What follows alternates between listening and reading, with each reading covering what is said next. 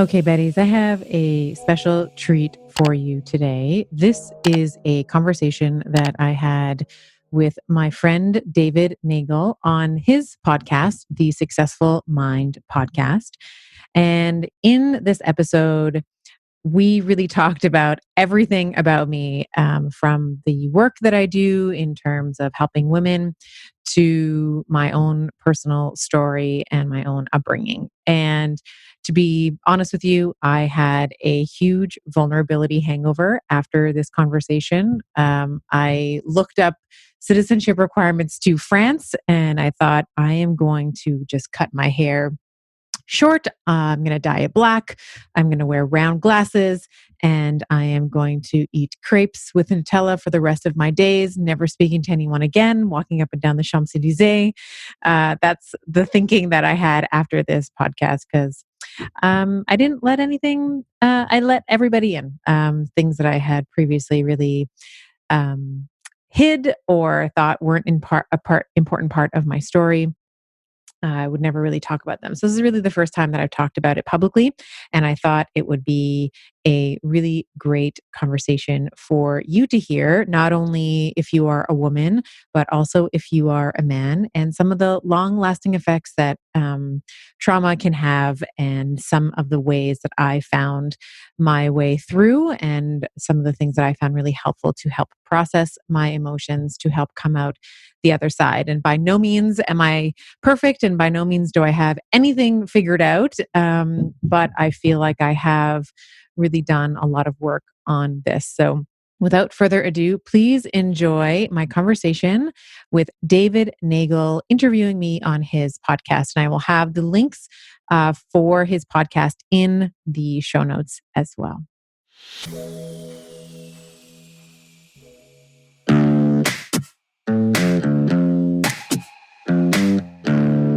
Successful people learn how to make their mind work for them. I'm David Nagel, and this is the Successful Mind Podcast.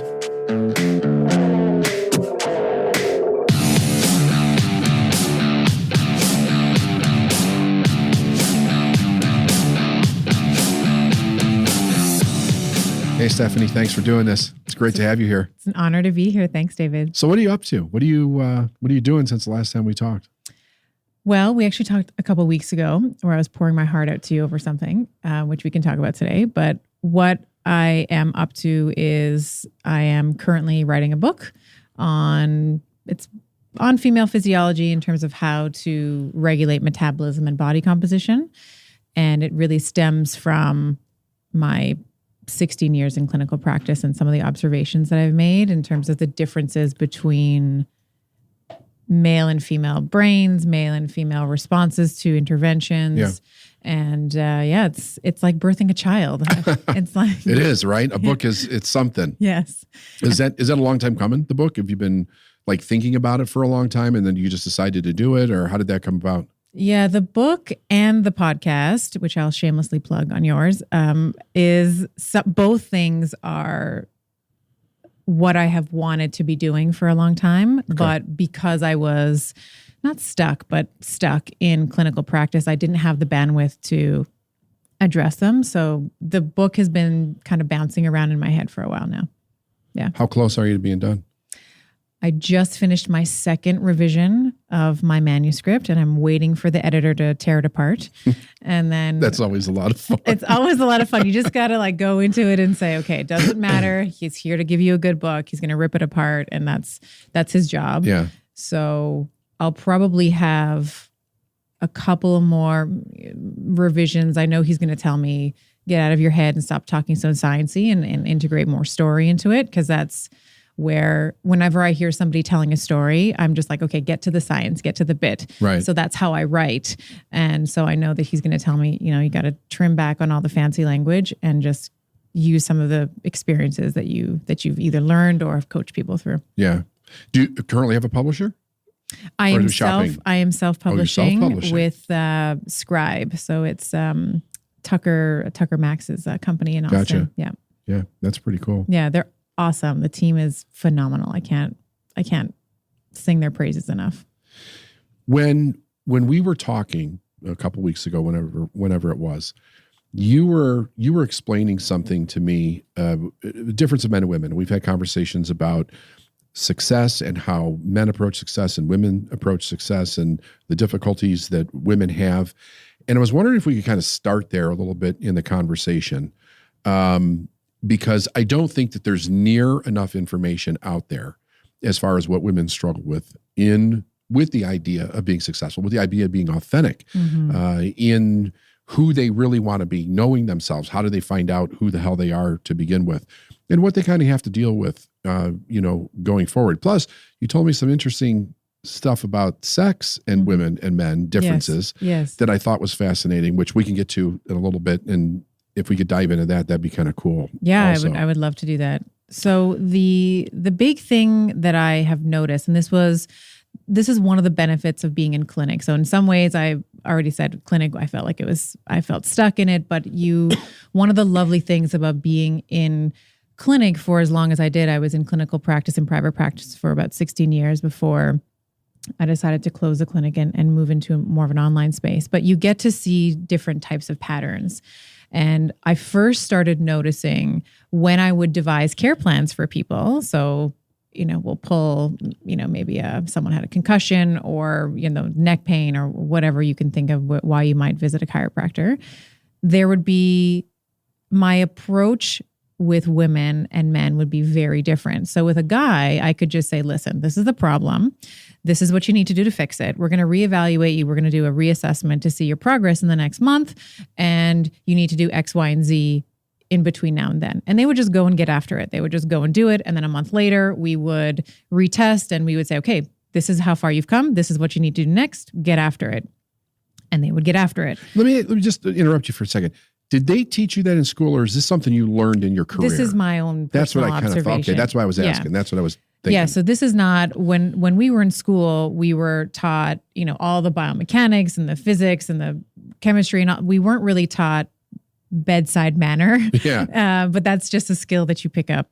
I think you either have it or you don't in some cases. But with women, what I would notice is I would say, okay, this is the problem. This is what we need to do. I need you to do X, Y, and Z, and we're going to reevaluate you in a month.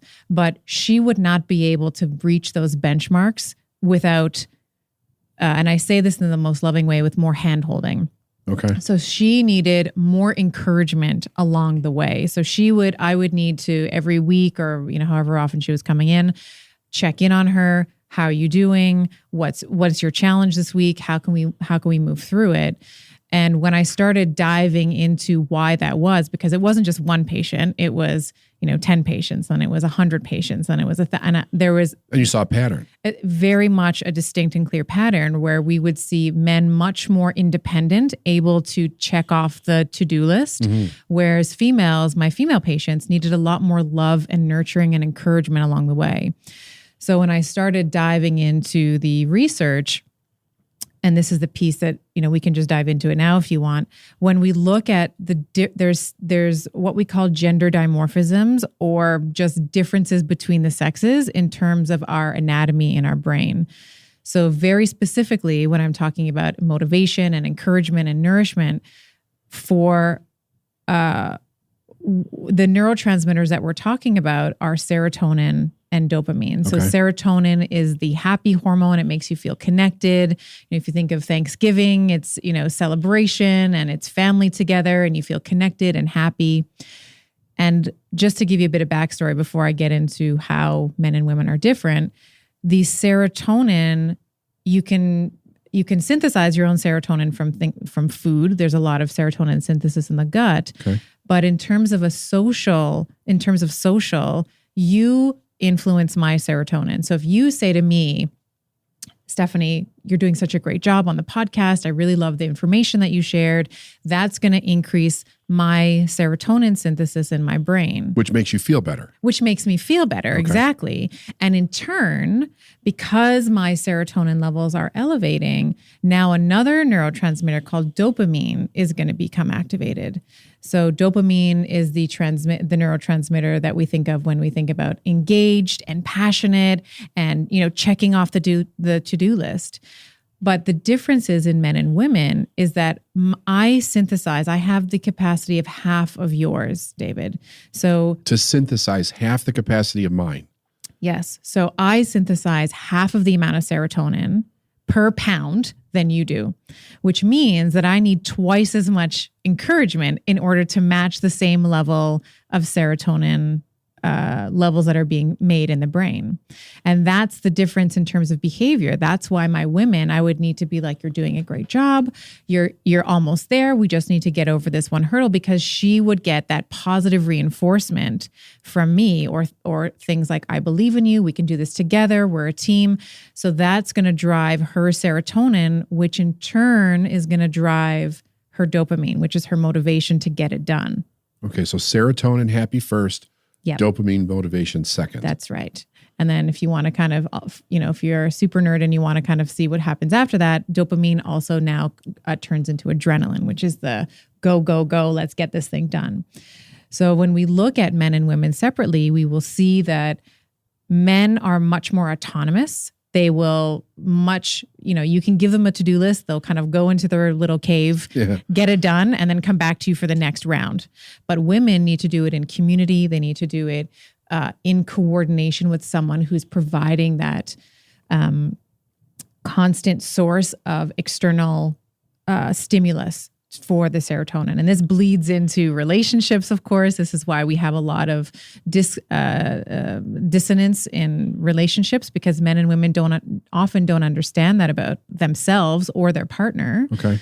And when I have explained this to a lot of, whether it's female colleagues or friends, one of the things that comes back to me is, I understand myself better. It's not that I'm needy. It's not that I'm crazy and a codependent psycho.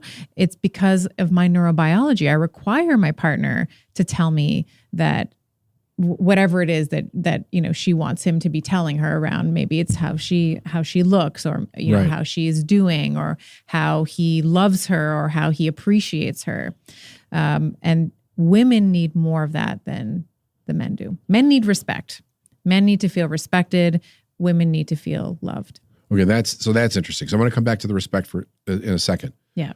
What happens when the woman doesn't get that? Whether it's from a man or a partner or wherever, so you were her doctor, right? And you're doing something that intellectually she understands, I need to do this if I'm going to get better, whatever I'm healing or working on. Or a woman is in her business or in work or whatever. What happens when they're not getting that? Well, they disengage. So when we see, what I would see clinically is, if I would just say, you have to do X, Y, and Z, we'll check back in with you in a month. And then when she would come in for her adjustment, if there wasn't that positive feedback for her, then she would not be as motivated to continue doing the exercises that were prescribed for her, or the appointments that were prescribed for her. So there would be a stepwise attenuation, or a stepwise decrease in her participation in the clinic. We would have her in for her reeval a month later, and she would say, I haven't done it, or some whatever excuse would come up with time or focus or energy or money or what have you. And the same is true in relationships. A woman will disengage. So we often think about women as areas of our brain in terms of language as being larger. And that's true. We tend to have areas that develop faster, right. Especially in the realm of language when we compare men and women. But at the end of the day, it's a bit of a wash, because men just catch up. But what she will do is she tends to disengage. So she will do that in her relationship. She will go numb. She won't talk. And then when we look at sort of the dynamic there, he's sort of looking for, like, what's wrong? Like, just tell me what it is. Like, just tell me what the problem is so we can fix it. And she's completely shut down. And that's where you tend to get that bristling. My mind is going in like several different directions at the same time when you say this, because I'm going from my relationship hat to my business hat to thinking about how different things could literally break down as a result of that. So you're a woman doctor, you have your own business, you have this patient, And because the patient, let's just say, if the patient's not getting the positive feedback from you and you're not aware that this is going on with them, you're sitting there thinking, what's wrong? Why the hell won't she do this? Yeah. Doesn't she want to get better? Yeah. So your approach as a business owner, trying to help this person do this, creates a problem in your business That's that you end up trying to solve. And it's really a communication and understanding issue. That's correct. So if you are a business owner and you have female employees or coworkers, one of the best things that you can do is to understand that you need to continually encourage, if you are a man or a woman, you need to continually encourage a woman so that she feels motivated, so she feels happy, to drive those motivating chemicals in her brain to keep her engaged and motivated and passionate. So there could be a breakdown in a relationship, breakdown in a business, breakdown in her job, friendships, the whole thing. Yes. How many women don't know this? Oh, gosh. Is it like most? Is it an obvious most? I would say most women don't know this. Every time I've had a chat with a girlfriend and I've talked about this, the answer or the response is, holy crap. I don't know if we can swear here, but you can totally swear. Holy shit. You can say any fucking thing you want. Let's put it that way. So holy shit, I feel like you just explained to me the last 3 failed relationships I had, and you made me understand that it wasn't because I was a needy psycho bitch or whatever. It's because of my neurobiology, that I my biology requires and expects that. So, which is why the article I wrote an article on Medium, and I don't know how many hundreds of thousands of people that have read it, and people are shocked when they read it. Yeah. Yeah.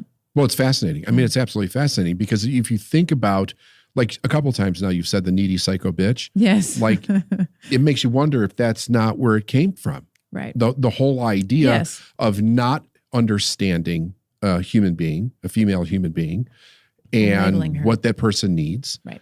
And you're coming from what you understand about what you need and what you don't need. And you're like, why can't this person get with the program? Right. And it's literally a chemical issue that's not being fired off in this person's brain. They don't understand it. So I can't imagine what women must think of themselves when they don't understand why they're not responding in a way that is happy and joyful and engaged, and why they can't get motivated to do something. And like, I've been a coach for almost 25 years. So I find what you're telling me very fascinating from the aspect of, primarily in my business, although it's changing very rapidly. But when I first started out, it was basically 100% women, from the aspect that they were the people that were more open to change and doing things. But you would also see a different level of insecurity than with males. And when I started, I did not have any idea, like what you're telling me now. I had absolutely no idea that was true. And I remember wondering, like, why is it a person would have a problem, you would give them the solution, and then they would not actually do the work to do it? Now, I know that there can be many reasons for that, but with most people not understanding that fundamentally there's a biological reason behind it, that's life-changing. I agree. And I think that that's it is part of my bigger mission, is to be able to empower women to understand themselves better, because there's a lot of shame around that. And even when we talk about, sexual encounters as well, a woman, you always hear this thing where men just want sex and women just want chocolate. Right. It's horseshit. If a woman feels nurtured, she feels empowered, she feels cared for, she's going to chase sex like the animal that she is. Because if you think about sex, if you think about being intimate with someone, that is when you are the most vulnerable, when you are the most open, and you can have the most positive reinforcement from your partner because you are engaging in something that is so sacred and intimate with him. So that is going to drive, or her. So that is going to drive up her serotonin levels like crazy. So of course she's going to want to have sex if she's feeling nourished and cared for and safe. So yeah, I just wanted to throw that in as well, because people, and the article that I'm referring to, the title of it is a bit cheeky. The title is Why Women Need Twice as Much Sex as Men. Yeah. And of course it's not, absolute number. It's referencing the amount of serotonin synthesis in. That also could be like your second book. Yeah. Like seriously. Everybody says that. Yeah. Everyone's like, you got to write a book on sensuality for women. And that's probably what it's going to be, because that is a big area of focus for me now. And we were just talking about this in the pre-chat. And I think that when a woman fully embodies her somatic being, when she fully embodies being a woman, she lets go of the shame, she understands how she works. I like to call it like getting into your hips, and I'm the biggest. Guys, pay attention to this. Pay very close attention. And this has been my journey as well. So what we're taught in school is, you are very divorced from the patient. You're agnostic. You don't care about the outcome of the patient. You just deliver the news, right. and you get on with it. And that's it's not that it's a male thing, but it's more masculine energy to kind of come in and this is what it is. And there's just very stoic, agnostic. And I think that when you can tap into your hips, which this is our womb, right? This is the sacred space of it is the ultimate creative energetic source. That's where we create humans. Yeah.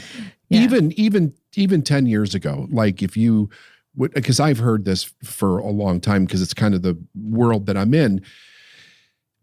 And there's more and more women that are coming out and talking about this with the kind of expertise that you had. I had Kim Anami on here several months ago, and she was basically saying it relatively close to what you're saying about why women need more sex and how it activates the hormones and the chemicals. She's probably talking about vaginal orgasms as well. Did she get into that? Yeah, vaginal orgasms, uterine orgasms. Yeah, anal maybe too. I don't know if you guys went there, but she's coming on I don't remember podcast, if we did, but yes, she talks about that a lot. But I had a few people do her program, and she talks about 3-hour and 6-hour sex sessions, which is amazing. Yeah. Yes. And how important it actually is to have lovemaking sessions like that on a regular basis with your partner. Yes. And I remember, for everybody that's listening, you guys know BT because he always does Inside the Episode with me. He was like, I'm good for about 6 minutes.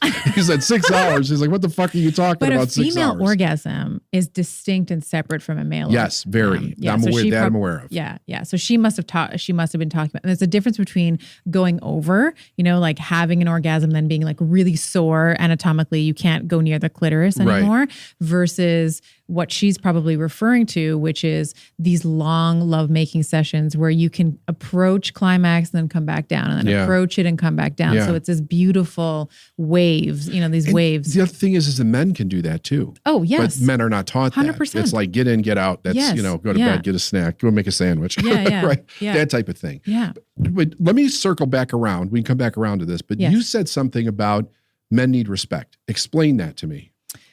It comes from, and I'm going to totally say his name wrong. It's Emerlich's, and I'll give you the source. It's called the love-respect cycle.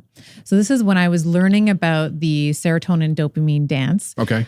So this was primarily focused on how I could care for my female patients better. But then I came across this book, and what it was going through was men need to feel respected. So it's not just that a woman needs to feel safe and nourished, and it's all about the woman. Of course, that is if you are a partner with a woman, you want to make her feel those things so we can drive up that serotonin that we were talking about. Of course. But a man needs to feel respected. He needs to feel that the efforts that he's doing, because he can't carry a baby to term. He can't breastfeed, but ladies, he wants to help, give him something to do. And I say this a bit tongue in cheek, and I don't mean it to be derogatory. So if it is, I apologize in advance, but it's almost like when you throw a bone to a dog and they go and they get it and they come back and like, what's the next thing I can do? Like that's how a man wants to serve and help you. Yes. He wants to say, look what I can do for you. Here's what I can do. And didn't I do a good job? And if a woman is not taking the time to say, I am so thankful and I am so appreciative of all the things that you do, and I respect you, and show him that respect, whether it's in the bedroom, words of affirmation, physical touch, all these different means and proxies that we can show our man affection, he's also going to retreat as well. Because if he feels like, God, I'm just like this fucking dog that keeps running after this bone and I never get any like pats on the head or scratches behind the ear, why am I going to do this anymore? Right. So it is very important. And this is something that I have brought into my relationship with Giovanni, who I know that you know very well. Around making sure that he feels respected, that he feels like a king, that he feels like the man, because that also helps him physiologically and it helps him show up in the world in a better way. And I know that whenever there's whenever that's discordant, whenever he doesn't feel like that, his performance at work suffers. My performance at work suffers. You know, we're not harmonious that way. Right. Yeah. I have told men and women for years that men are hardwired to get appreciation for their women. They want to please their spouse. They want to please their partner. So ladies, please make him feel respected. Yeah. And the complaint that I hear from guys is that women won't let them. Like it's never enough. It's never enough that they get any appreciation. It's more about what they didn't do, what they haven't done. Keeping score, slight breaks in trust or whatever. However, this is where like my mind was going in a lot of different directions, because it's a back and forth transaction in communication and how we treat each other.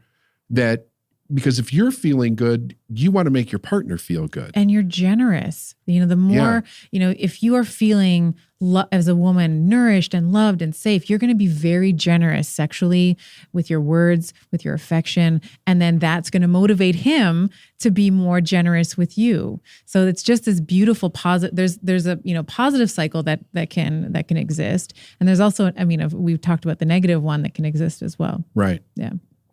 So what is a way that this information can get out to more people where they understand it? Because I'll tell you this, one of the things that I get, like some people are tapped in and they really want to know, and they're on the edge, they're studying, they're working, they're looking for answers. But a lot of people come from the aspect of like, oh, that's just too fucking woo-woo. Like, I can't believe that. And they think it's almost as if they have this attitude. And the other thing is that people are kind of taught this in a way that somebody else is doing this to them on purpose. Right. Like the way their spouse is responding, they're doing it on purpose. Like they want to hurt them, or they want to hold back and punish them or whatever. And in my mind, it's a complete lack of education. It's a complete lack of understanding. Whenever I do seminars, and we start to talk about how sex affects your money, how sex affects your business, and those types of relationships. I'll ask questions like to the whole room. How many women were not taught by your mothers about your menstrual cycle? And the number of hands that'll go up is mine. Your mom didn't either, right? Not at all. No. So the number of hands is astounding. How many of your parents taught you about masturbation? Almost no hands go up in that. So the people that are supposed to be the ones that keep us safe and are guiding us to teach us to be healthy adults. It's like when it comes to the human anatomy and sexuality, they run the other fucking direction. Right. They're not going to say anything. You got to find it out all You find it from your your peers. You find out from your peers. Yeah. And they don't know anything either. So. Right. Yes. Yeah. I think the idea of being compassionate for your partner, starting from a place of compassion and understanding that there's a wide spectrum of trauma that we've all endured growing up, whether it is in the physical, sexual realm where we've been abused and there's been maltreatment, or it could have been just emotionally distant parents where you didn't learn about your sexuality, or that wasn't encouraged, or it wasn't a conversation that you had either privately or in a familial sense. Yeah. And and you said this to me a couple of weeks ago, so I'm gonna take it because it was so good. Taking 100% responsibility for where you are in your life, and that doesn't mean letting people off the hook. So if you've been abused and there's been maltreatment, that doesn't mean saying, "Well, I deserved it." Right. That's not the story. It's not about blame. It's not about blame. It's about saying, "Okay, I'm here because of all of my experiences, good and bad, light and dark." And now it is my responsibility to parent myself, to reparent myself in the way that I needed to be parented as a child. And that is going to allow for not only more compassion for yourself when you don't act in the way that you want, but it is also, if we're talking about this in a romantic sense, or it could be in a business sense, you have more compassion for the person across the desk from you, or across from you, because you can say, okay, I see how she's being triggered, or I see how he's being triggered right now. This comes from this familial pattern that existed in his or her family, and holding space for her or him to be able to come into awareness that now they are operating on a pattern. Now they're unconscious or they're asleep, and they are now just running a program that's been implanted in them. How the hell did you learn all this?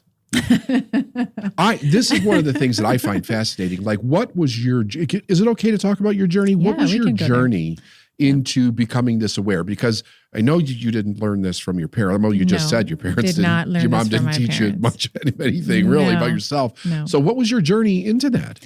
Well, I think that's really where it started, is from growing up in a family that was, and I don't talk about this often, but I'm happy to share it with you because I trust you and I love your work, but grew up in a relatively dysfunctional family. So there was a lot of physical abuse to the point of being bloodied and bruised and things of that nature from my father. And, my mother was doing the best she could at the time, but just also very asleep and very verbally abusive, a lot of messages around body image that were quite negative. And was there substance abuse?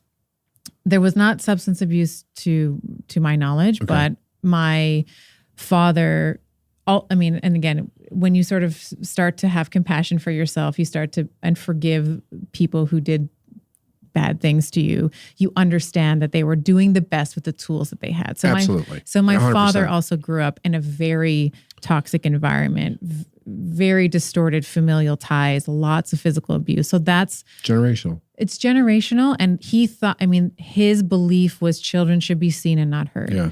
So you have someone like me who's a really big personality and I'm not quiet. His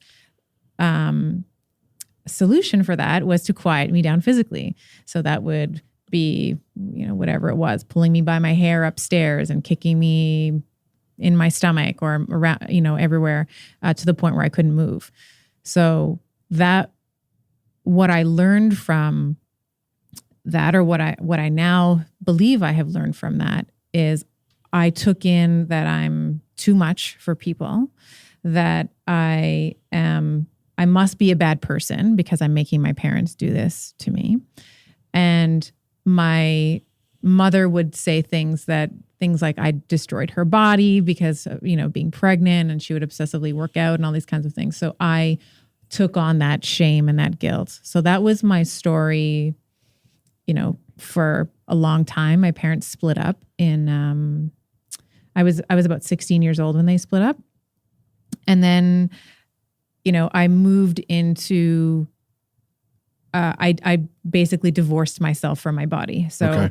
I moved into my cortex. I just resided in my brain, completely cut myself off from the throat down. Like I remember a couple of times I was in talk therapy, and I would say to the therapist, I just wish I wish my hips were not I wish I wasn't as curvy. Cause I was bullied at school and stuff for big lips, big hips, big this. Big so you had a little body dysmorphia going on. 100%. Okay. Yeah. So I didn't like the way that I looked. I didn't like the way that I felt in my skin. So I just fragmented myself. So I was like, well, I don't like my somatic form. So I'm just going to get into my intellectual self, and started punching out A's everywhere.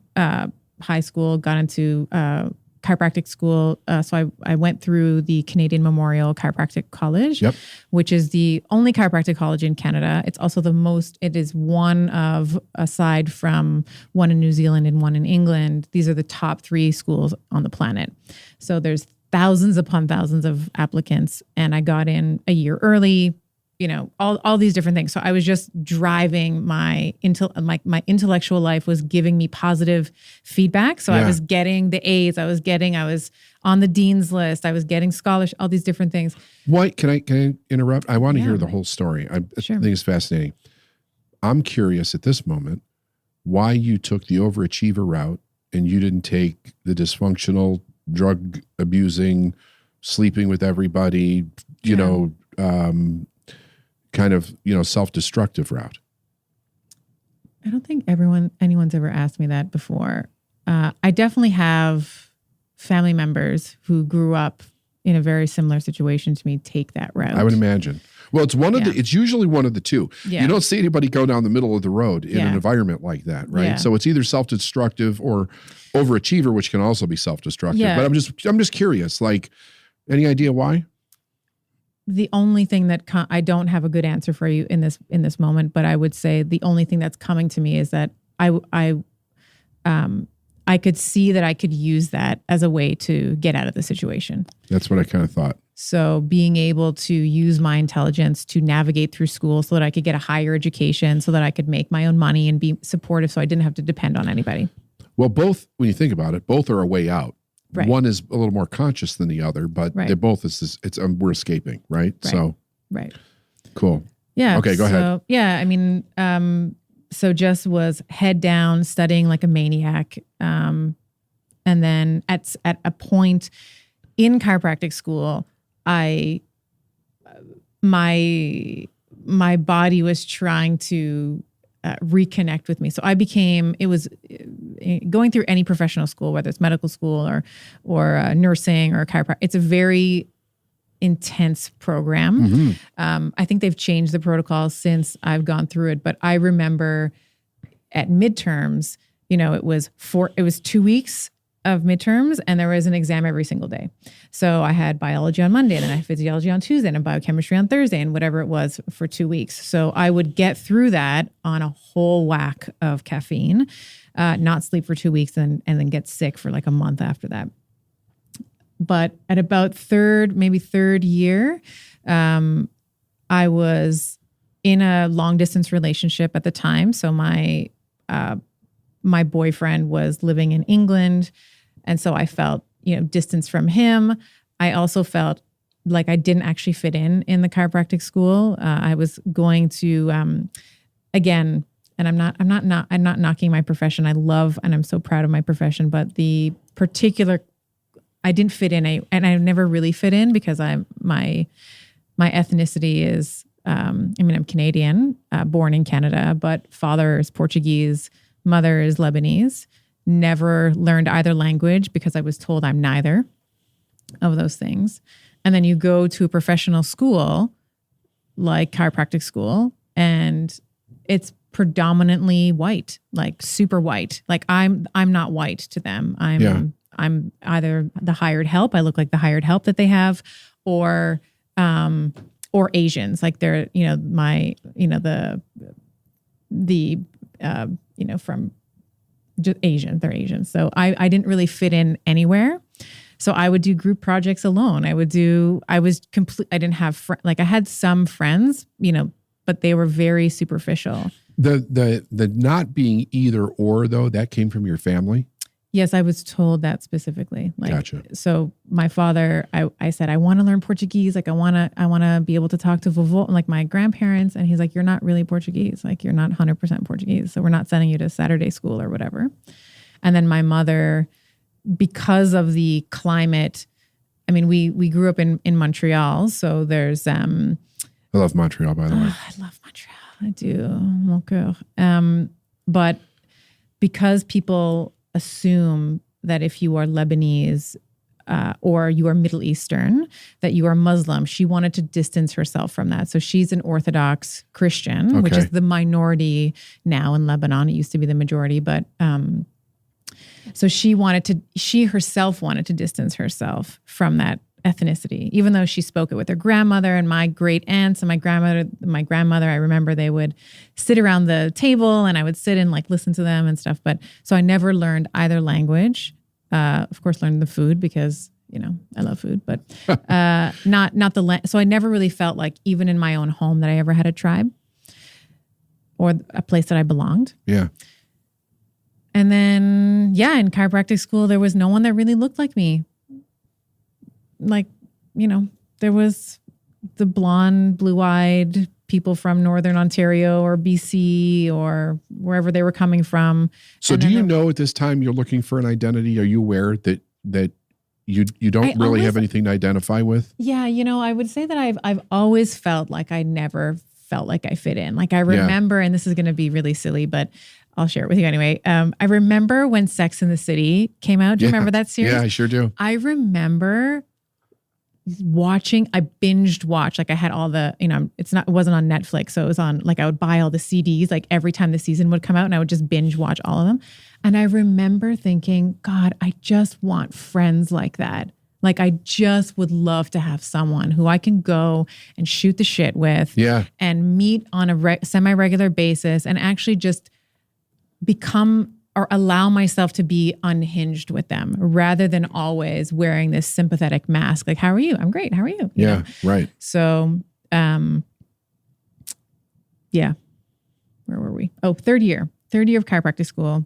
I got severely depressed. Like I couldn't, it was creeping up. I was missing my boyfriend at the time. I felt really isolated at school. I felt like no one really understood me. People would make fun of the way that I would dress, or I remember dissecting a cadaver because that's what you do. Yeah. And I remember the woman who we had, before we were, this may be a little bit too. There's nothing too much. Okay. Just go ahead. Okay. So great. We were dissecting her face, and she had she was an older lady, maybe 70.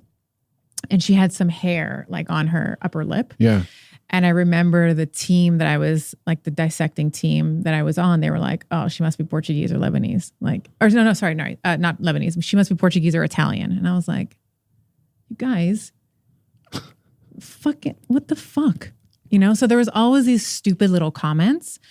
I had one guy in school say something along the lines of like, you're like the youngest here. Like, who did you blow or whatever to get in? So all these like little messages, I didn't feel like I fit in. And so I fell into like a deep depression and went to talk therapy, started taking medications that,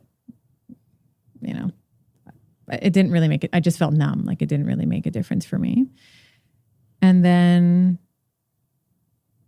I guess my journey from that, I ended up, I had missed so much school. So the depression had become so bad that I had missed so much school that the guidance counselor was like, you're probably going to have to repeat this year because you've missed all these group projects and whatever. And for whatever reason, like my intellectual was like, fuck this, you're not repeating anything. So I did basically the entire third year of chiropractic school in 4 months. It was like March. And he was like, listen, you've missed you haven't been in class in September. And you're in therapy at this time. I was in therapy. So this is about the time you start noticing there's something wrong. Yeah. Yeah. For me, when I was that depressed, it was like getting up to take a shower was Herculean for me. Like, yeah. I was in bed most of the day, sleeping most of the day. Yeah. So then when did you become conscious of like kind of really taking over your own transformation? Does that come later down the road, or did you learn that in therapy? No, I didn't find therapy useful for me. And I was, at least the type of therapy that I was in, it was talk therapy. But I think my awakening started to happen when I was investing. It was a personal development course with a chiropractor. He's one of the most important people in my life, even though he may not know it. His name is Dr. Patrick Gentempo. And he now does a lot of films and stuff on supplements and vaccines. And what school did he come from? He went to, I think, Parker or Logan. I don't know what school he went to. He's American. And I took one of his online courses. My husband at the time was like, you're wasting money. You shouldn't be doing that. And I started taking the course, and it was around like the philosophy of chiropractic, like getting back to what is important as a healthcare provider. And that started really bleeding into, I started reevaluating how I was practicing, how I was showing up for patients, how I was, being agnostic and not taking the time to explain to them, well, this is the reason why. It's because of this part of your nervous system and that part of your, so really trying to connect with patients. And then I started thinking, well, I'm not really connected in my marriage either. And I'm not really connected to my children. I feel like I'm just this Stepford wife that's sort of going through the motions. So this is, the boyfriend's gone. Now you're married. That's the same boyfriend. Same boyfriend. You guys got married. Yep. Kids. How many kids? 2. 2 kids. Yeah. Okay. And I started investing in more personal development things. I was insanely curious. Like when I was depressed, I didn't care about anything. Like it didn't matter if $1 million showed up in front of me, I'd be like, whatever. Right. But my curiosity and my curiosity was really reawoken with that course. And so I started reinvesting in other areas of my life. So personal development and finance and all these different things. And I went to the Archangel Academy summit, I guess at the time it was in 2016. And I was speaking to a couple of people, and I remember thinking before I went back home, like I have to leave my marriage, because the way that the men spoke to me was beautiful. Like they spoke to me with respect. They spoke to me with grace and ease. And I was like, wow, this is so nice. It's so nice that there are men, because you sort of have this, because when you're unconscious, you tend to make unconscious decisions. Yes. I have a lot of respect for the father of my children, and we co-parent, and he's a great person, but he and I are not the right fit for each other. Got it. Yeah. But I left that conference saying I have to leave my marriage, because that's also, and it was actually with Dr. Jeff Spencer, another chiropractor who was teaching there at the time. And I was saying to him, my husband doesn't support, if I wanted to do all this growth in the clinic, like he doesn't support those things. And what should I do? And he said to me, well, I don't really work with people like you. Like you have to have your shit together in order to work with me. And I was like, yeah, and he didn't say it in like a malicious way. Like, right. If you know Jeff, he has a heart of gold. He's, Uncle Jeff. Like I love him. But he was to the point enough for me to say, you know what? Yeah, I don't have my shit together. I'm living this facade. Like, yes, I love my children. They're my everything. And I have love for this man, but this is not the right fit. And so I, from there, decided to leave my marriage. And it's just been a continuous spiral of awakening for me. It's really interesting. I don't know if you know this, but when I went to my very first seminar, it was 1993. It was a Tony Robbins event. Mm. And I had bought his personal power tapes when they were on TV here in the States. And I think I listened to him for, I don't know, it was probably close to a year, maybe 8 months. And well, first of all, that's a whole story in itself, the night that I bought those tapes, because it took me 3 nights of seeing his infomercial to actually get up the courage to spend the $164 to buy the tapes. Yeah, 1993, that's money. Yeah. And the thing was that it was like I could put it on a credit card. It wasn't that big a deal, but like I'm literally sweating over this decision. Like, what if I make a mistake? It was. Isn't it funny how like you attune to these, like the things you resist the most are often the things you actually need to lean into the most. Yeah. Mm-hmm. So he has got this seminar coming up, and I remember it was in, I believe it was in February, and it was in Columbus, Ohio. Mm. It was $3,600 to go. And I didn't have $3,600. And I remember saying to my wife at the time, I'm like, man, I would love to go to this. And she's like, well, go. She's like, but we don't have $3,600. She's like, if you come up with $3,600, I don't have a problem with you going. Mm. So I'm standing with a cup of coffee. I'm looking out my kitchen window, and I had just accomplished like my first conscious goal in my life. Was I had bought a fishing boat that I wanted since I was a kid, and I paid it off. And I'm looking at the boat, and I'm like, that's my ticket. There's the 3,600. Yeah.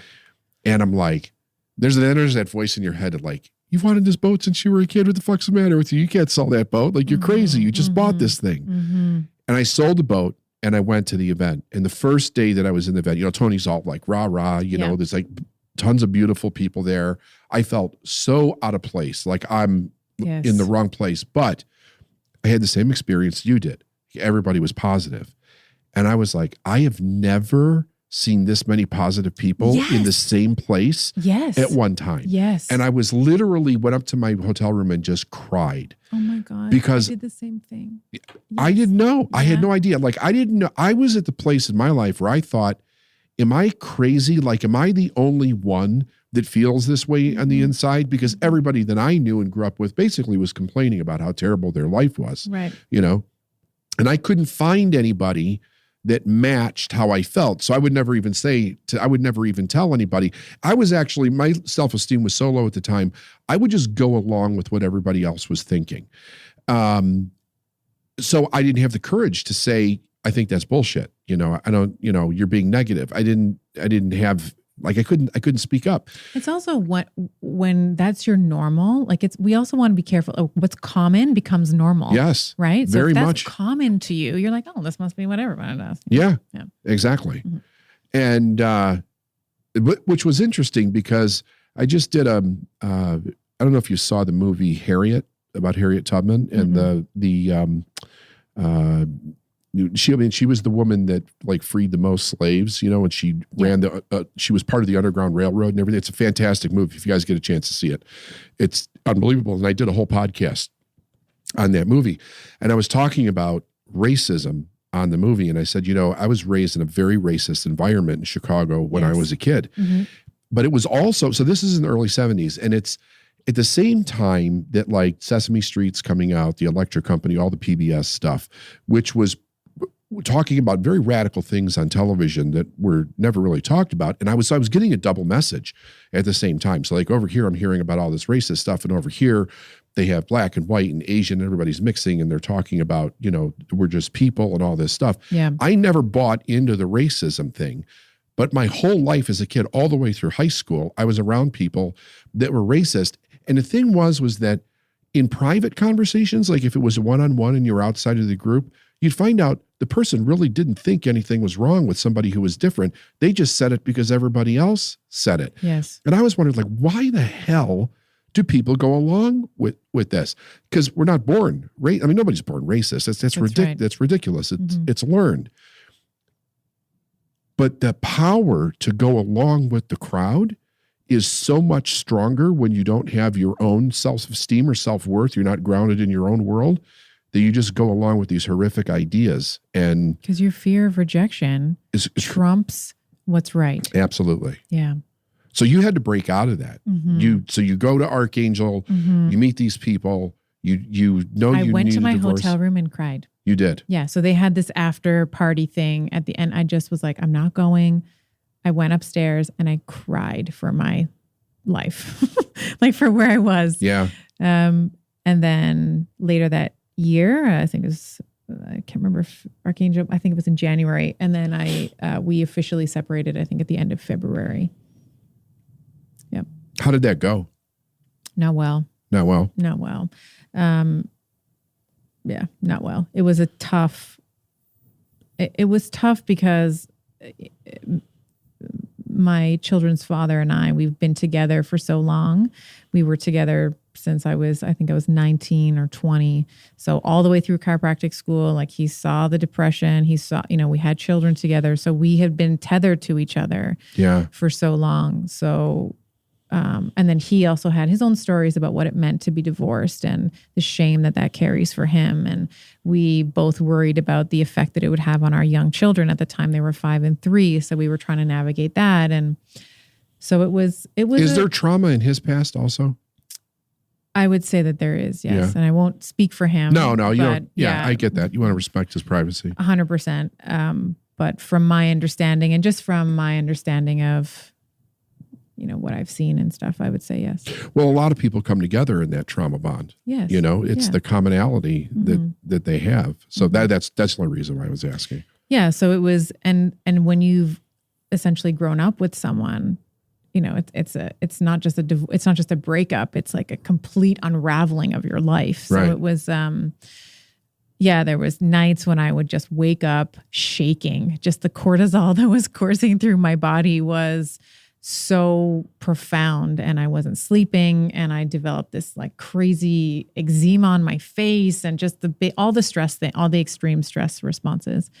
And we navigated that for a couple of years, and like stayed separated, but we were nesting because we wanted so nesting, for those of you that don't know, is we still resided in the same home, but then he would spend 2 days there and I would go stay in a condo. Like I picked up a condo, and then he would leave for 2 weeks. 2 days, and he picked up a condo. So we were just so the children didn't have to move. Right. So we were just moving in and out of the house. So we did that for about a year, and then finally, officially, the papers came in October of 2018. So it was like a long time to unravel. Yeah. But it needed to be done, and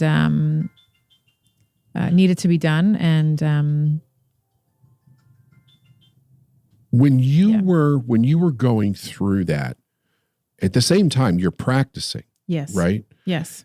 So you must have had an interest in the way people behave based on the things that you've told me. And like, you wouldn't learn those things if you did. Yeah.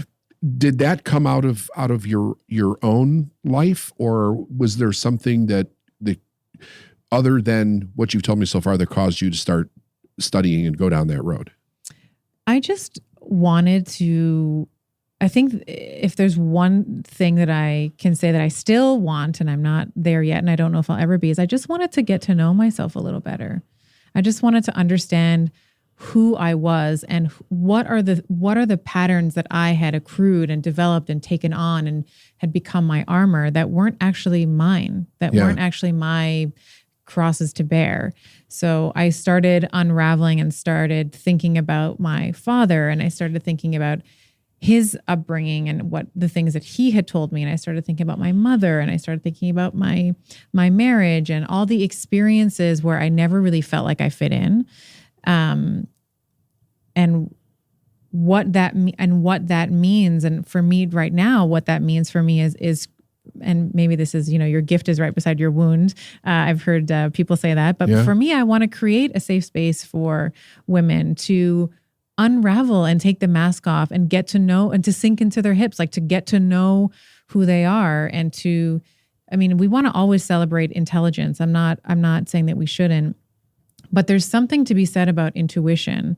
Whenever you are able to listen to those little whispers that your body tells you, right? They're always right. They're always right. And there's no algorithm. There's no logistical formula and, tree diagram or whatever that you can construct that is going to be more accurate and more precise than the intuition that comes from your body. So you can talk about this in the quantum physics realm. You can talk about the resonance of my microbiota aligning with yours.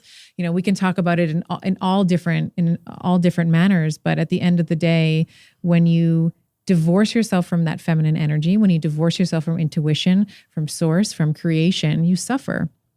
And this has kind of been my big thing. Like, women are not little men. We can't just put on the suit, never cry, be agnostic. Like, we are emotional creatures, and men are too. And I think that those things should be celebrated rather than this very narrowly defined definition of what success is. Success is the accolades, it's the degrees, it's the, the status. And I've chased those things too, because that's how I survived. That's how I got through what I did, was I used my brain. I used my intelligence to get me out of those situations. But in that, now it's time for me to soften a little bit and to be able to intimately connect with myself and with the people around me that matter. And then, the people that I want to help as a whole. Well, I think, the real thing that most people on the planet are taught is how to survive.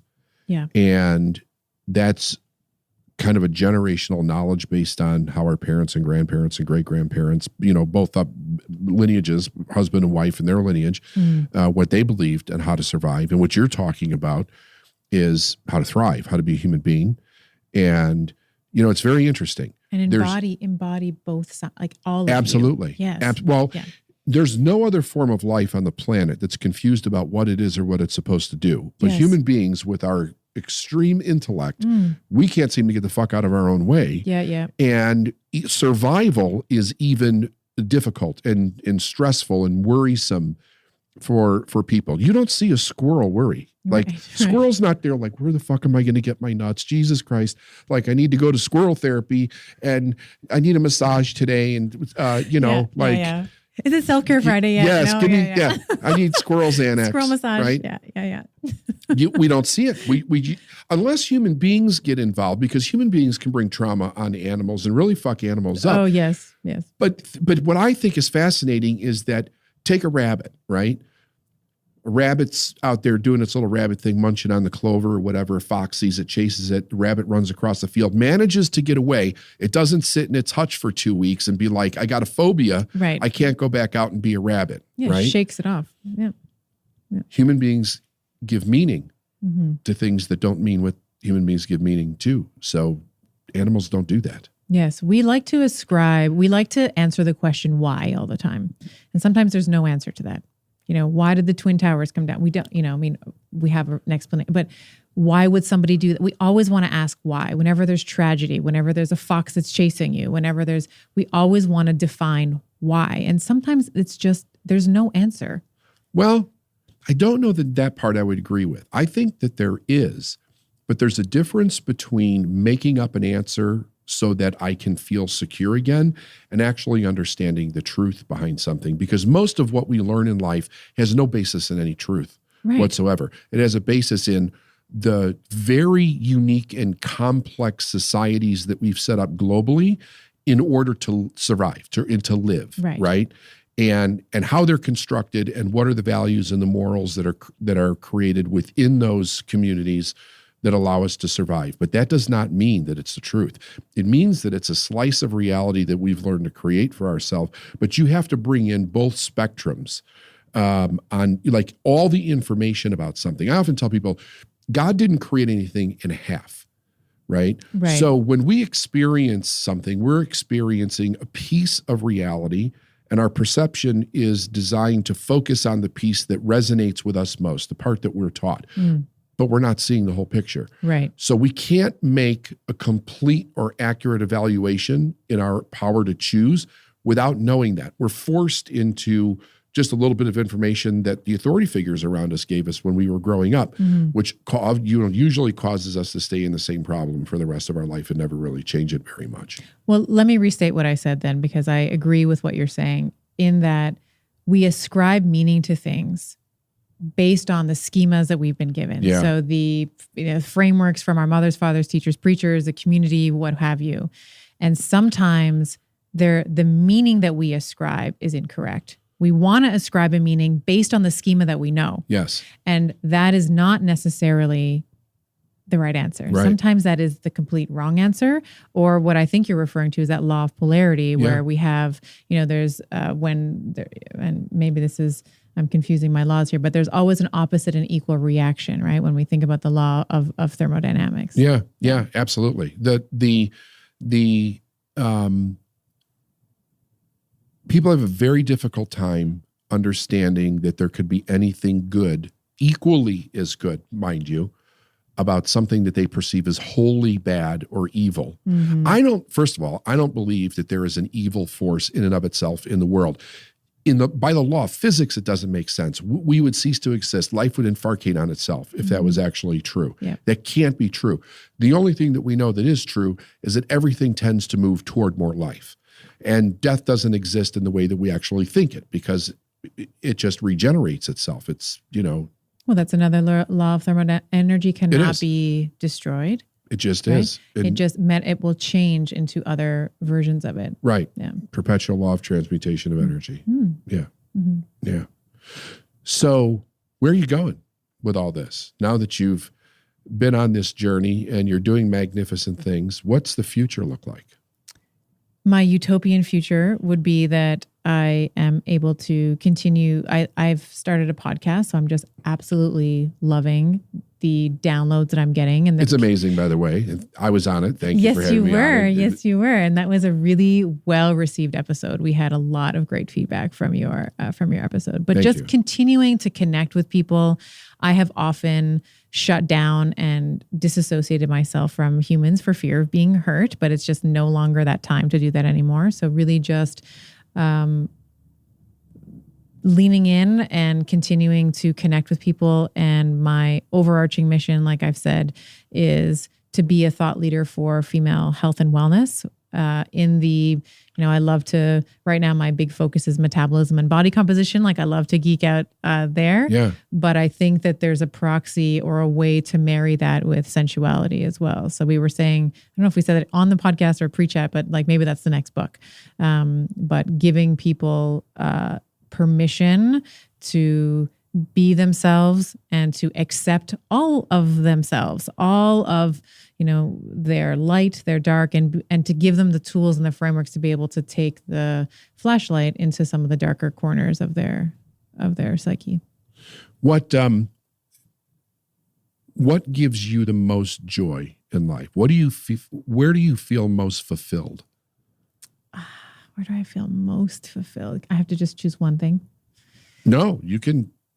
Okay, so I love when I just got off a conversation for the podcast with he's a cardiologist. His name is Dr. Ethan Weiss, and we just had the nerdiest talk on LDLs and cholesterol. So that feeding off and having a productive conversation with someone, even when they challenge my views. So we were talking about LDL cholesterol, and we had a little point where we disagreed on something. But I am so hungry for those types of nerdy conversations because they feed my intellectual life. Yeah. But it also feeds my connection, my love for connection, because I got to connect with someone. And even just you and I sitting here today, we've had in even though the details are different, the parallels are there in that we went to an event and we were like, wow, everyone's so great here. And it made you, at least in my case, reevaluate where I was and what I was doing. So the connection piece for me is the next layer of the onion that I'm allowing to come off. So that makes me really happy. And then what's next for me is I want to get out there and get the word out that you're not crazy. You're just not a little man, right? For a woman. Like we're not just smaller versions of men with more hormones. We're just different and unique and beautiful and to be celebrated in the same way that men are different and unique and beautiful and to be celebrated. But we just have a different landscape. What is, for the women that are listening, and maybe they're in a situation where they feel stuck in some way, like their life's not moving forward, either the way that they thought that it would or the way that they want it to. Mm-hmm. What are some first steps that they can do? Or even what are some questions that they could be asking themselves that help them get to better, more intelligent answers so that they can make different choices? I would say for the woman who's listening that's in that particular predicament to just start paying attention to your dreams, because the things that we want, the things that we fantasize about, the things that we think about are not just random things. Those are, the calling of your soul, if you will. That's the stuff that's coming up from your hips that's saying, you know what, you want better sex or a different, different experience than just start listening and becoming attuned to the thoughts, the random thoughts that come into your head. And the other thing I would say is move your body. And I know that seems a little bit weird, but for a woman, the way that she can sometimes process information, and I'm using air quotes, for those of you that are just listening to this on audio, is to move the energy through her body. And that's how a lot of times how she will process. So one of the things that I have found incredibly useful is I dance. So I'm not a professional dancer. I just, put on a good tune and I just start moving my hips. I start moving my legs. I start, throwing my hands up. I pretend I'm J-Lo. And it really will especially if you're in a negative cycle where you're like, God, I hate everything. And my life is this way and my business and my boss or whatever it is. It just allows, that movement just allows you to get out of that limbic system for a moment, get into your frontal lobe, because that's actually where movement happens. It happens in the motor cortex. But that processing of energy, and women move differently than men too. I mean, you see this in like Shakira and J-Lo and all these dancers where we have much more of a serpentine S type of movement. That's very true. Where we don't necessarily see that with men. So allowing for I that. think men see it with women though. Men will observe that, yes, with women for sure. But we don't see men, moving in that way, at least for the most part. Of course, Right. I'm generalizing, but so if she can just allow herself to, and just as a little funny nerd fact, when we look at the symbol of medicine, right? We have the two snakes that are coming up the side, Yeah. right? Like serpentine, like having the snake is symbolic of fertility. It's a very powerful female symbol as well. So just allowing herself to kind of move in that side to side way, Right. will help her process some of her emotion, whether that's happiness and joy or whether it's anger and rage. Like when I'm upset, I will dance because it allows me to just process the emotion and live the, not live, but allow the emotion to process in my body. I allow it to live in my body. And sometimes I stomp around like a toddler, but it just allows the anger to come out. I have, and this is something that I teach that I really, really believe in. I think that for the average individual, when we're being raised, there comes a moment in time where we start to just naturally begin to express ourselves. And if it makes our parents uncomfortable or it's out of their value system, it's shut down. That's correct. And then we learn patterns of behavior and pattern recognition to behave very much on how they thought it was proper so that we would get the correct feedback from them. Mm-hmm. But it completely cuts us off from finding out who we are, because if we don't move, if we don't express, we can't know ourselves. Do you agree with that? That is, yes, 1000%. Yeah. And I think at least for me, the messaging, or at least my internalized messaging, my filtering of the messaging was that I was too much for people. Yeah. Don't dance. Don't do these things.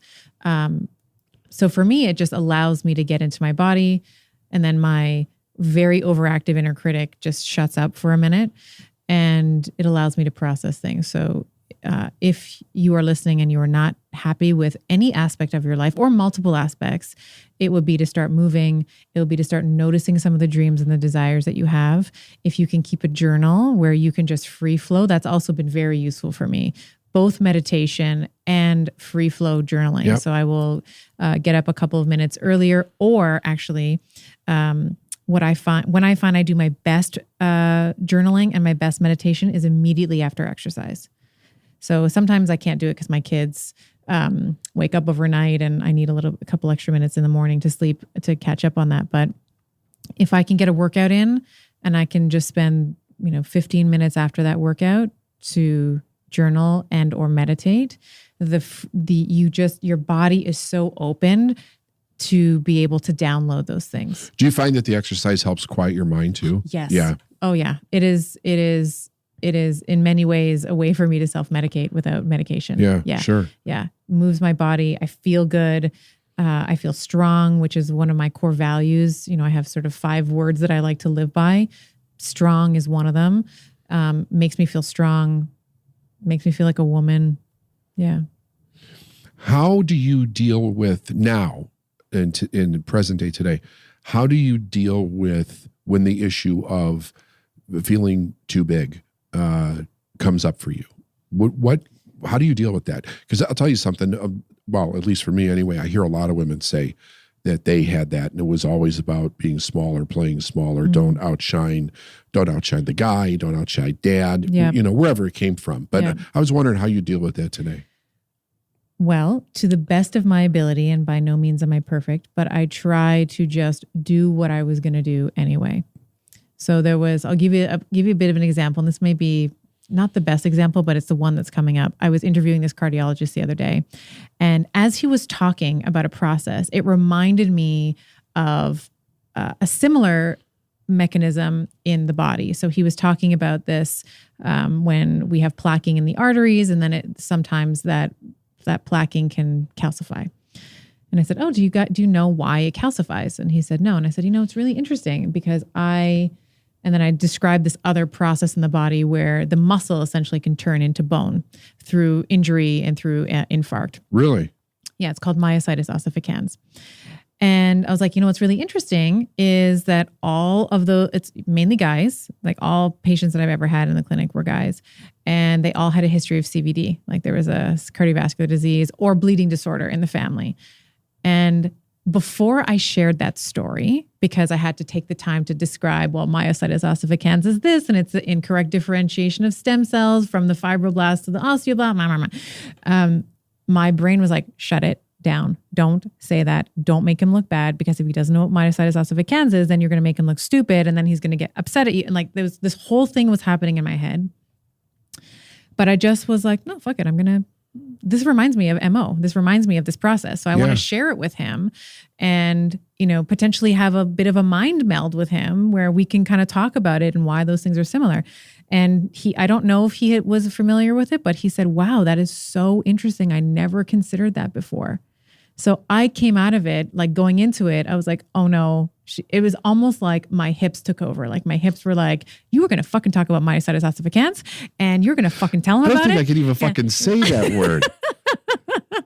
You're going to tell him about it and you're going to. So I did it. And he was so appreciative. He's like, I never considered that before. So for a fleeting moment, I got out of my own way and I shared something with him. Not because I was trying to make him look bad, not because whatever, but I wanted to share something. It was coming up and I just did it. So sometimes it's about just not thinking, like the less you think sometimes. And I mean that in the less you listen to that little voice that's saying, don't do it, don't say it, don't, yeah. And it allowed you to have a completely different experience versus the one that you were giving yourself in your head. I was overjoyed. I was like, I shared with him about my thing, about the pattern that I noticed with this disease process. And I felt like I had contributed something to his understanding. Like it made me feel really good. I was really happy. I know that's like such a nerdy thing, but it made me really happy. I don't think anything that you've said is nerdy. Okay. I really don't. I think you're fascinating. I think you're beautiful. I think you're brilliant. Thank you. You're an amazing woman. You really are. What do you be like? Because you went through this with this relationship thing.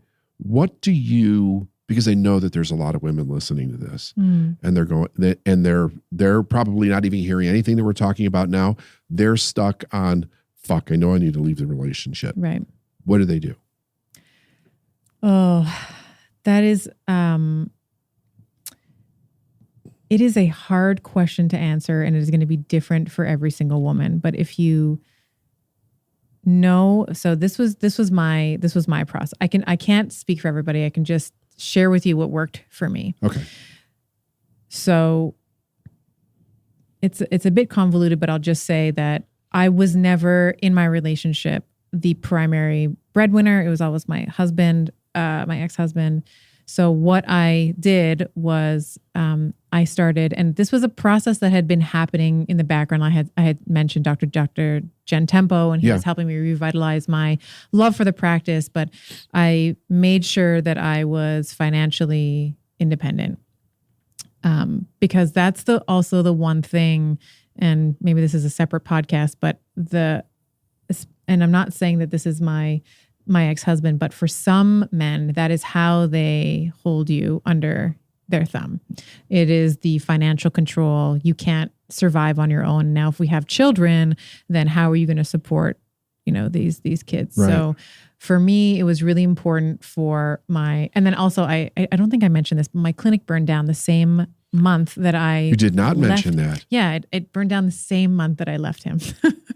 So I had this whole Phoenix from the ashes. Isn't that fascinating? Yeah. So the clinic burned down, but then I had this opportunity to. And you didn't run back. No. I think it's important that we point that out. No. Because and I'm sure you know this, but there's a very common thing that happens whenever we're making life-changing decisions, is that very often we will manifest a circumstance that gets us to think we made the wrong decision, and we literally convince or agree with that part of our subconscious mind to go back or give up on whatever it is that we're doing. I've never heard anybody say that they've made a huge decision without some kind of an alternate circumstance happening right after they made the decision to kind of get their mind to give them the perfect excuse or reason not to go ahead with it, or to make them think that they made a wrong decision and to go back. And I'm not saying that that didn't cross my mind. I did think about that, because I was like, oh my God, my clinic is, and I completely forgot to mention that. I can't believe that didn't come to my consciousness while we were talking. But you didn't go back. You moved forward. No, I did continue to move forward, but there were points of weakness where I'm like, what the hell are you doing, Estima? What are you doing? I was very scared.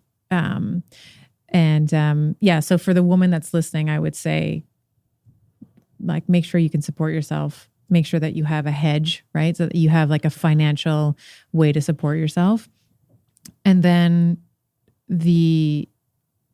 divorces often are so messy and ugly, but I think that you can also potentially have a really constructive conversation with your partner. And it doesn't have to be this, for me, it was really long and prolonged for a number of reasons, but it can be somewhat amicable. It can be amicable if you have compassion for the other person, for the fear that they're experiencing, for the grief, for the anger, for the rage that they're experiencing.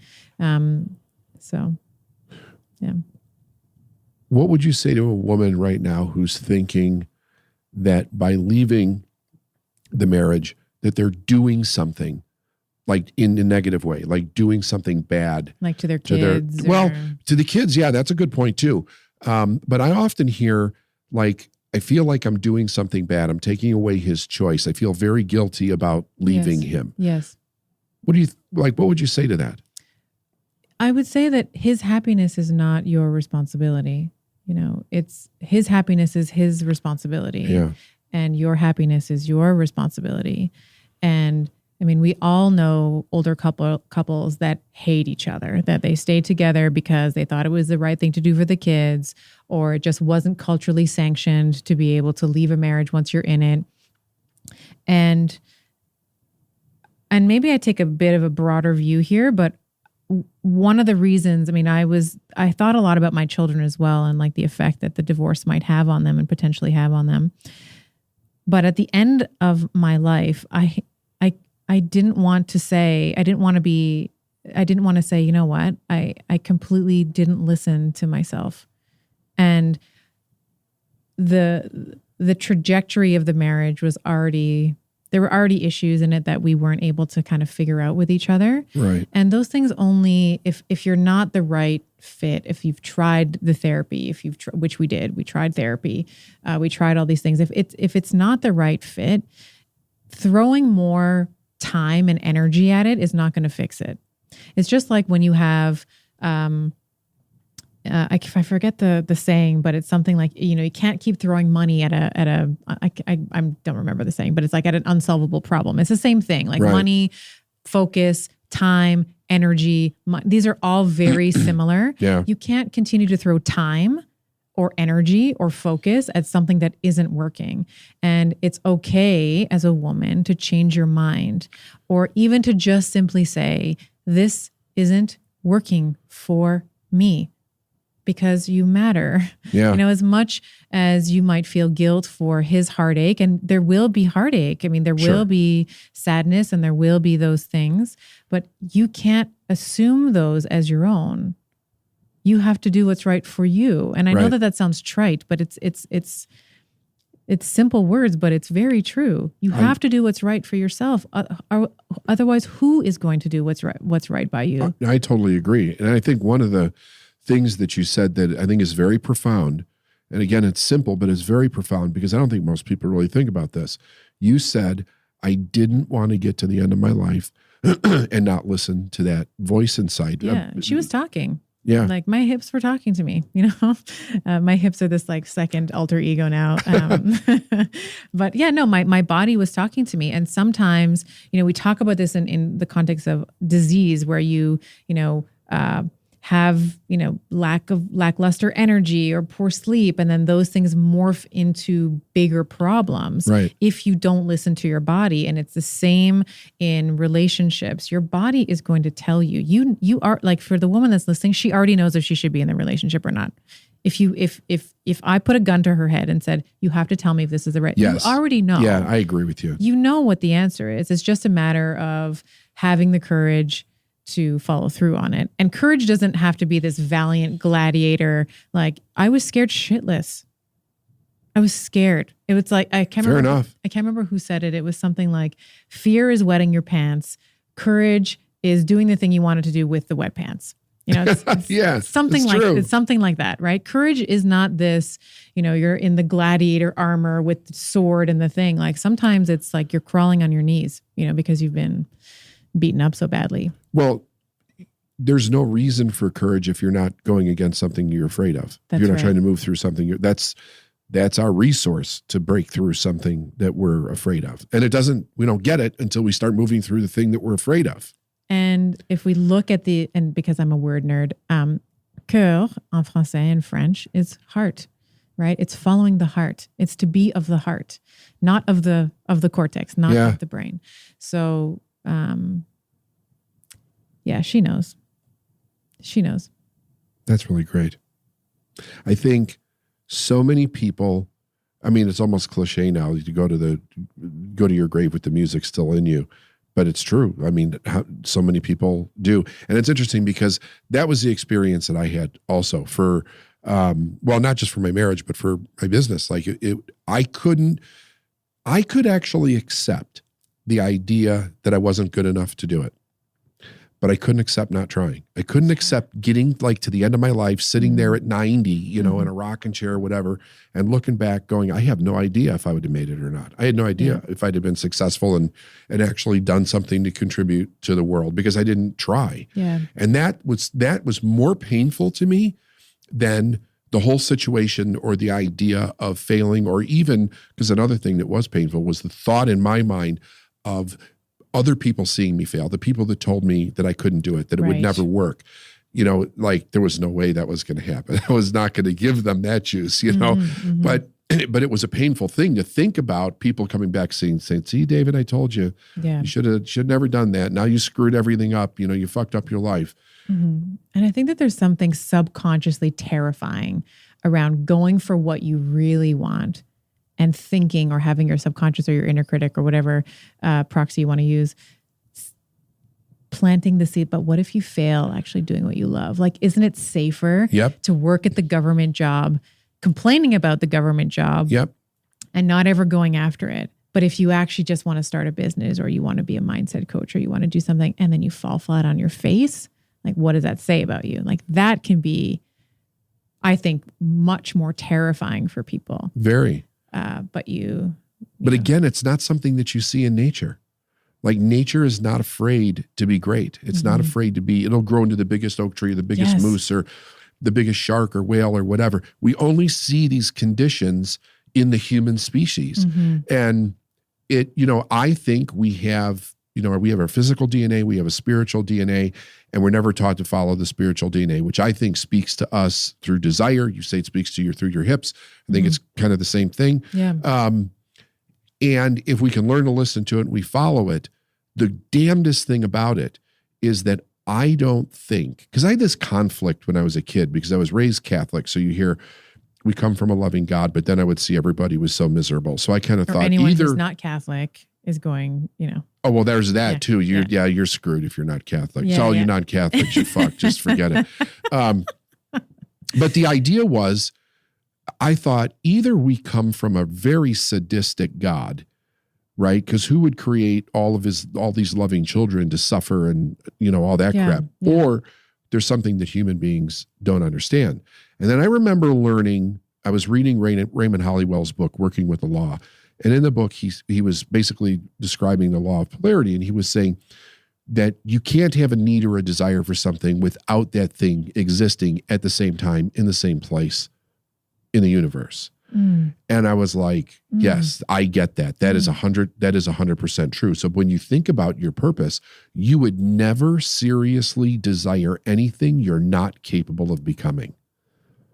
And if people would understand that, because they need something to override that pattern fear that they get, I'll play it safe. Don't risk too much. You got to have insurance, well, here in the States, you got to have, insurance, but, the craziness for why people don't actually move forward when that dream that they had when they were a kid, or that thing that they think about secretly, I call it like in your secret dreams, what do you think about that you don't tell anybody? You actually have the ability to do it. Now you're going to have to work for it. You're going to have to learn. You're going to have to sacrifice. You're going to have to do all that stuff, but you do have the ability to do it, or you wouldn't be resonating with it, 100%. Like I don't ever think about being a brain surgeon. I mean, It never crosses my mind. Well, maybe I want to be a brain surgeon. All the different things that you could do in the world, all the different possibilities, most of us don't think about that, but there's that one or two things that you think, could I really do that? Like, would it be possible, whatever? And then you answer the question in your mind. If we followed that voice, it would do the same thing that it did for me and for you and for Gio. Like it opens up these doors in front of us that say, okay, just say yes, walk through. The next thing is coming and it's here, and say yes again and walk through, and say yes again and walk through. And at the same time, there's that whole thing about, okay, now you have to let this go because you can't carry whatever this bag of baggage is through that door.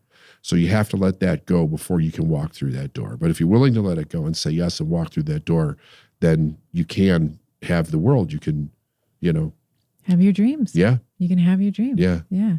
What's interesting is once I started listening more to my dreams is there, and you can explain this far more eloquently than I, but there was just all these serendipitous things that started happening. It was like things started lining up and you're like, oh, yes, I would love to have one of my heroes, Dr. David Sinclair, on the podcast. That would be great.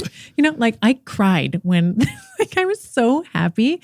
This man, and if he hears this now, he's going to think I'm such a geek, but he discovered the effect of resveratrol and all these things. And then his media person pitched me. I was like, oh my God, yes, 1,000 times yes. Like I want this man on my podcast. I've looked up to him forever. And all these things started happening. And they continue to happen. And it's like bizarre, right? How do these things fall in my, I just had a big physician, very well known, his PR company pitched me, and it would have never happened if I hadn't had the courage to start the podcast and all these different things. So yeah. We just don't know what's coming when we say yes. And I remember thinking there literally was a time before I made the decision to do what I do for a living. There was a time where I actually questioned my own sanity. I was like, am I going to wake up one day and find out I'm in a fucking nut ward and that this has been a crazy dream and it's all been in my head? Or is this actually continuing to happen? Because for me, it was one thing that happened. I was stuck driving a forklift. I had this terrible past and I made one change in my personality and my income tripled, and then everything started going right. And I'm like, how the fuck is this even possible? Yeah. But I did. There was a time when I literally questioned my own sanity. I'm like, I'm actually afraid that I'm hallucinating this somewhere in a nut house. And I'm actually sitting there, with one of those damn straitjackets on, and they're shoving Thorazine into my ass or something. Like, because it seemed so coincidental and how everything just kept opening up. It was, you have to experience it. I mean, you can't even explain it to somebody because it's an experience. Right. It's the spirals of manifestation. They just keep turning. And sometimes when you feel like you're so far away from a goal, all you need is a quarter turn of that spiral. And it's like, oh, it's right there. Even though it seemed like it was just so far away. It is, because it's closer than you think. Yeah. It really is. Yeah. Can I just say you're amazing? Thank you. And I'm very, very grateful that you decided to do this and come all the way from Toronto and visit our humble studio here. I totally, completely received that. Thank you. I appreciate it. Thank you. This was a lot of fun. Yeah. And please know you're welcome back anytime. Well, I'm going to take you up on it. This is a badass room. I love it here. So yeah, I will it's come fun. back. I really like it. Yeah. We're doing as much as we can with it. So that's cool. You're doing good things, David. Yeah. Thank you very much. Appreciate it. Thank you. You're welcome.